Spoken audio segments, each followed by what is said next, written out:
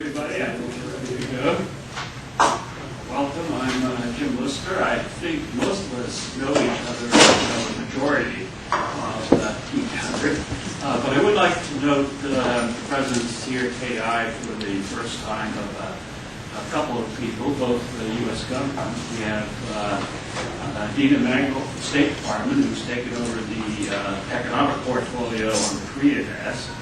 And we also have G.D. Lee from the Treasury, who's not been in place too long as the holder of the Korea portfolio for international affairs and Treasury. Okay, well, a few more people may come in, but I think we have the critical mass, and it's really a very good critical mass. Look around this room there.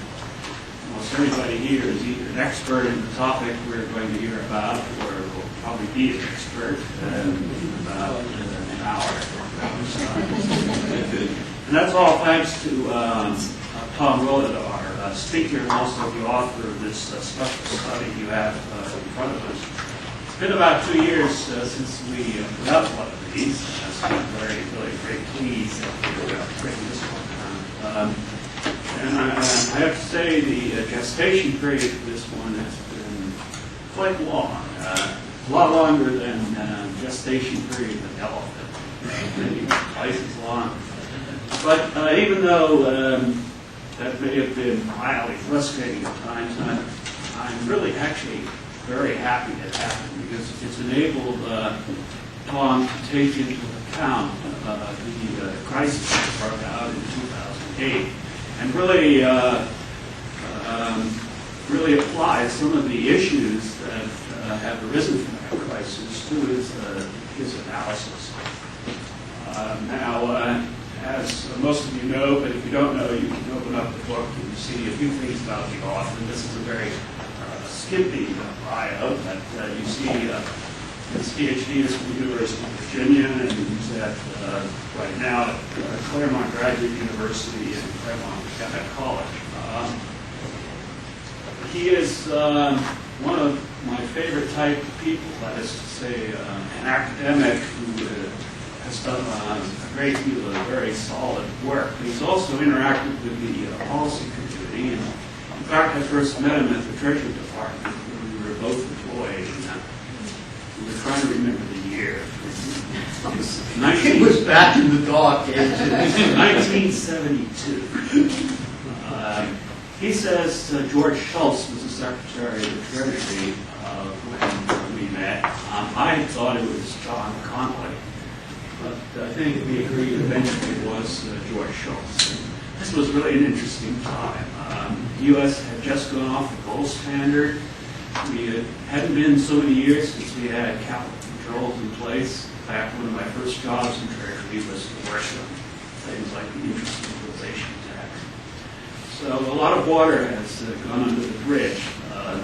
We'll see perhaps exactly how much in the next half hour as Professor Willett presents his study, and then we're going to have probably about 45 minutes for discussion, which you might expect will be very active. So please take 20 or 30 minutes. Okay, let me thank all of you all for coming. Let me mention too, the long gestation period was not due 100% to laziness on my part. I got coerced into being a dean for a couple of years, which slowed me down. Both of those years I couldn't work on it. And then, of course, if you've been a dean for a while, it sort of makes your mind go to mush. So you have to have a little while of re-entry before you can get back to serious work again. But as Jim said, I was really glad.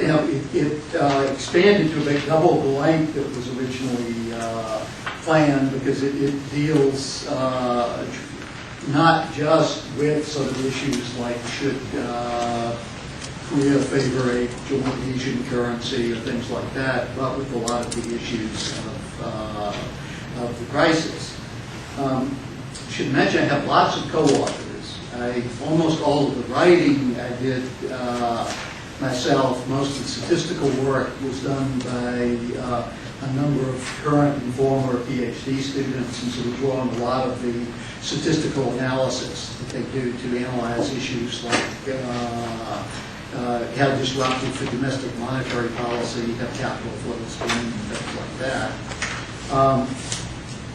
What I think I'll do is go through, hopefully fairly briefly, just a few of the key points that we cover and sort of briefly summarize where we come out. A lot of these, we can come back and talk about in more detail, and then take just a couple of the issues that I'll talk just a little bit more in detail about now, especially the issue of dealing with volatile capital flows.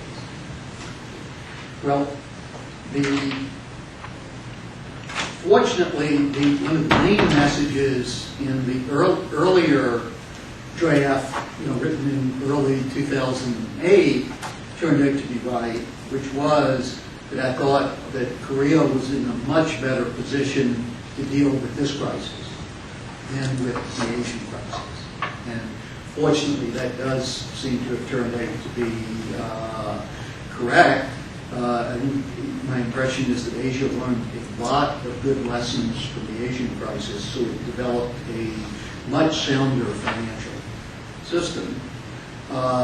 This did not completely insulate it from the crisis, as virtually no country was completely insulated. One of the interesting things I think for us to talk about is that Korea was hit much harder than other Asian countries on the financial side. And the sort of reasons for that is something I want to explore later. So I'm not entirely sure that it deserved to be the case, but it was. But a major difference between now and the earlier crisis was with the sounder financial system and much larger international reserve position, Korea could follow expansionary monetary and fiscal policy, which much more so than it was able to do in the Asian crisis. And I think that's not the whole story, but a big part of the story of why the sort of GDP loss in this crisis looks like it would be substantially less than it was in the Asian crisis. And of course, part of that also, though, is that for Korea, in the 97-98 crisis, it was as much or more a financial crisis as a currency crisis. Whereas it's arguable, but I would say this was much more of a currency crisis than a financial crisis for Korea.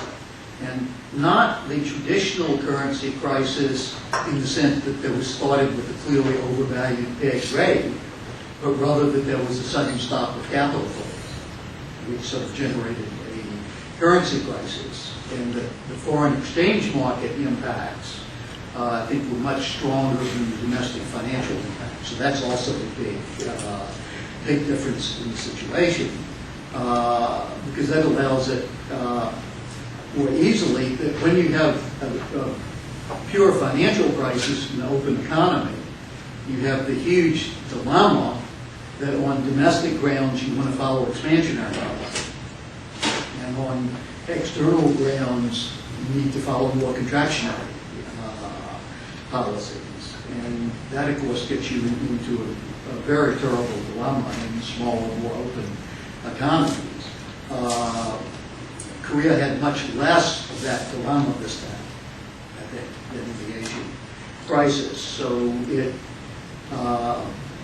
they had a lot more freedom to follow the more expansionary policies.